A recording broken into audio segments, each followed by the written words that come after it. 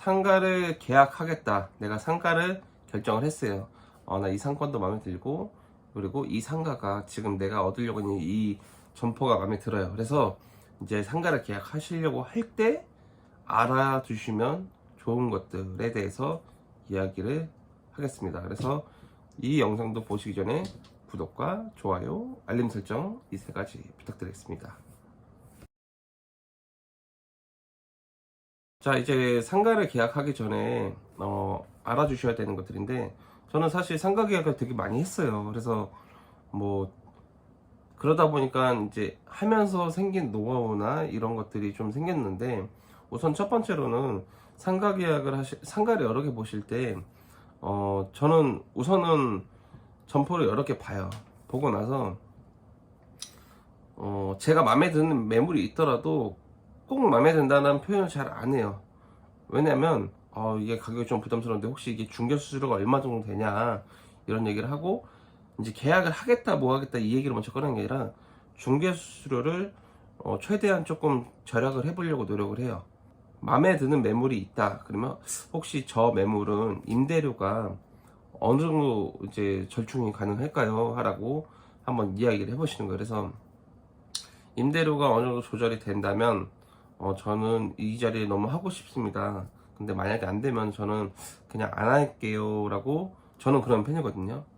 그래서 실제로 지금 저희 현재 제가 운영하는 매장이 원래 처음에 1억에 600에 나왔는데 5천에 400으로 조절을 시켰어요. 그러니까 그 자리가 제가 예전부터, 저는 자리를 알아볼 때 미리 많이 알아보고 그 자리가 비어 있는지 어떤지를 좀 보거든요.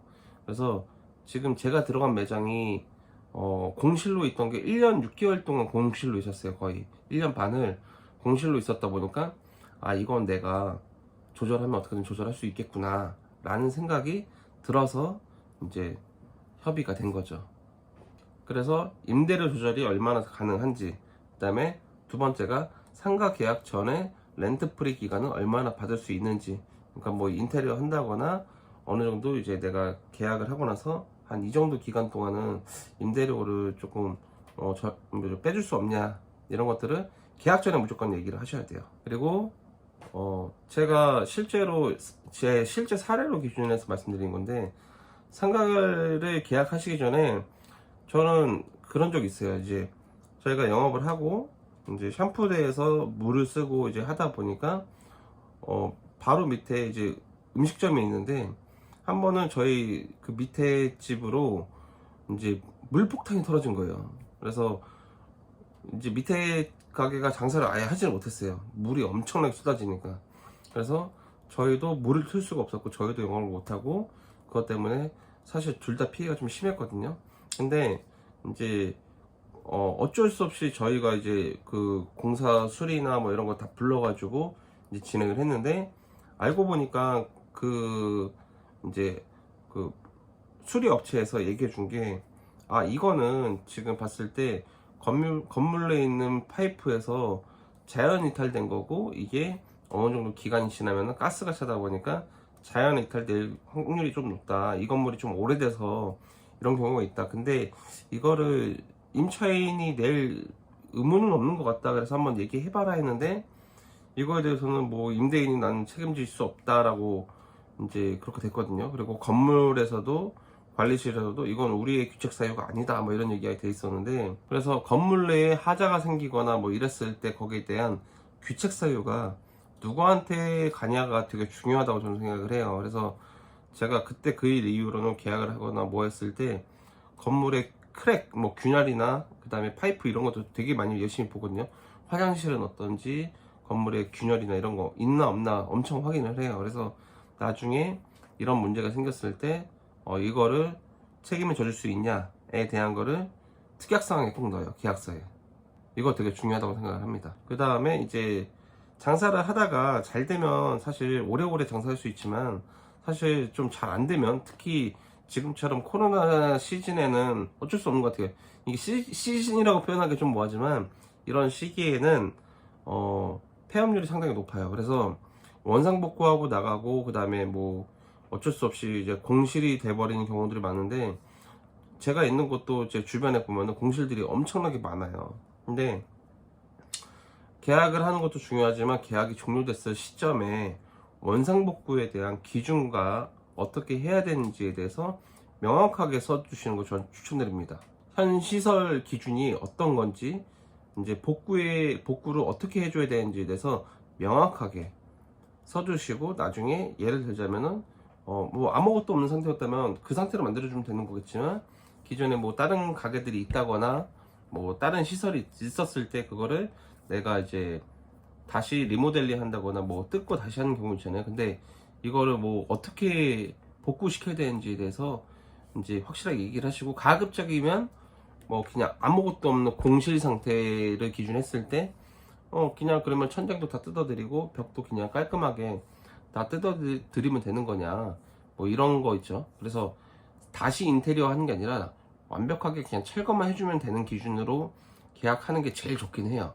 왜냐면 지금 현재 인테리어 뜯고 다시 뭐 다 도배해주고 천장 깔고 LED 뭐 전구도 달아줘야 되는 경우도 있는데, 그거 기준은 명확하게 하시고 계약하시는 걸 추천드립니다. 다음은 임차 계약 기간이 종료되기 전에 예를 들어서 내가 지금이 7월 달이거든요.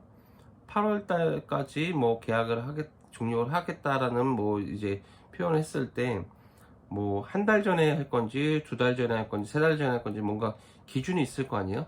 그래서 임차 종료하는 거를 자동 종료 시킬 건지 이제 얘기하고 나서 이제 연장을 시킨다던가 이런 것들에 대해서 임차 종료 계약 기간에 대한 거를 미리 어느 정도 기간으로 두고 할 건지도 되게 전 중요하다고 생각을 해요. 그리고 간혹가다 그런 경우 있어요. 이게 임대차 보호법이라는 게 있잖아요. 근데 계약사항에다가 가끔 가다가 이제 임대인분들이 그거를 피해 가려고 그런 경우 있어요. 갑과 을이 그래서 서로 뭐 이제 미리 고지를 하지 않았을 때는 뭐 자동 계약 종료가 된다 뭐 이런 식으로 쓰는 경우도 있거든요. 그러면은 그러니까 임대차 보호법에 상관없이 내쫓기는 경우도 있다고 전 들었어요. 그래서 계약서 보실 때 그거 특약사항 잘 유심 깊게 보시기 바랍니다. 상가 계약 전에 마지막으로 좀 보셔야 되는 게, 그런 경우가 되게 많아요. 저도 이제 미용실 오픈도 많이 했지만 미용실 오픈을 많이 도와주기로 했어요. 왜냐면 제가 이제 미용실 프랜차이즈를 운영하고 있다 보니까 계약을 먼저 하고 나서 나 여기다가 인테리어 할 건데 어떻게 하면 좋겠냐라고 한 경우들이 많아요. 그러니까 제가 여기서 말씀드리고 싶은 건 뭐냐, 상가를 계약해버리는 순간 마음이 좀 급해져요.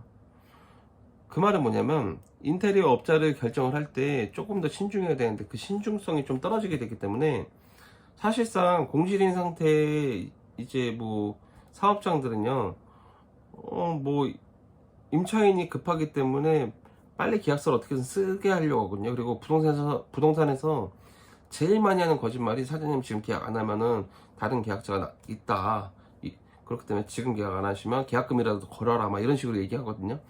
진짜 이 부동산에서 제일 많이 하는 거짓말이에요. 그래서 이거에 속지 마시고, 인테리어를 이제 임대차 계약을 하시기 전에 어느 정도 견적을 좀 봐보시고, 한 일주일 정도 업자를 좀 여러 명 만나보세요. 그래서 일주일 동안 어느 정도 나는 이 정도의 공간에 이렇게 하고 싶은데 얼마 정도 나올 것 같냐, 그래갖고 이 정도로 나는 하고 싶은데 이렇게 가능하겠냐가 어느 정도 좀 매칭이 되고, 그 다음에 계약을 하시는 걸 좀 추천드려요. 그래서 계약을 해버리는 순간 마음이 너무 급하기 때문에 정확한 판단을 하기 좀 힘듭니다. 그래서 뭐 예를 들어서 중간에 인테리어 업자 뭐 미팅하고 뭐 하는 와중에 다른 사람이 뭐 계약이 돼버리면 어쩔 수 없는 거죠. 내 가게 아닌 거예요. 그냥 편안하게 생각하세요. 뭐 이제 한두 푼 쓰는 것도 아닌데 진짜 뭐 억이 들 수도 있는데 그 돈 고작 이제 뭐 한 일주일 때문에 날려버릴 수는 없잖아요. 신중하게 결정하시고,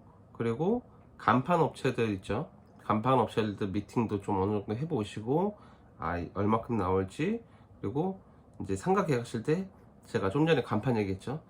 건물 관리실에서 그거 꼭 물어보세요. 우리가 상가 뭐 간판은 어디 달 수 있냐, 어디까지 가능하냐, 허용 범위를 얘기해 달라. 그리고 간판의 규정이나 뭐 이런 규격들이 있어요. 그것도 관리실마다 이제 건물마다 관리실에서 해줄 수 있는 범위가 다 다르거든요. 그래서 이것도 확실하게 미리 얘기하고 작업하시는 게 좋아요. 뭐 계약해놓고 여기 간판은 여기밖에 안 돼요 라고 하는 경우도 있기 때문에 간판 자리 확실하게 결정이 되고 내가 원하는 자리 된다 안 된다, 그리고 예를 들어서 이제 계약하려고 했는데 계약하고 나서 내가 막상 간판 달려고 간판 달 수 있는 자리도 없다, 그러면 이제 좀 골아픈 상황이 오잖아요. 그래서 계약 전에 임대인하고도 어느 정도 얘기해보고 건물 관리실하고도 얘기해보고 내가 원하는 위치에 간판을 달 수 있냐 없냐, 그런 것들 되게 이제 면밀히 좀 따져보시고 하시는 걸 추천드려요. 그리고 또 상가를 계약하실 때 마지막으로 인테리어 업자한테 물이나 뭐 이제 전기 같은 거 있죠. 이게 미용실에서 물 전기가 되게 중요한데 이 물하고 전기가 건물마다 이제 땡겨올 수 있는 게 또 다르거든요. 그래서 수압 같은 것도 되게 확실하게 판단을 해보시고, 그래서 전기 같은 것도 끌어오는 게 또 다를 수도 있으니까 이거 분명하게 확인해 보시고 가셨으면 좋겠습니다. 지금 상가 계약 전에 중요한 것들을 또 얘기를 했는데 이것도 사실 좀 길었죠. 그래서 다음 편으로 연결시키는 거는 인테리어 업자를 결정하는 방법을 안내해 드리도록 하겠습니다. 네 번째, 이제 다음 거는 이제 인테리어를 업체를 결정하실 때 되게 중요한 부분이기 때문에 구독하고 좋아요, 알림 설정 또 해두시면 좋습니다.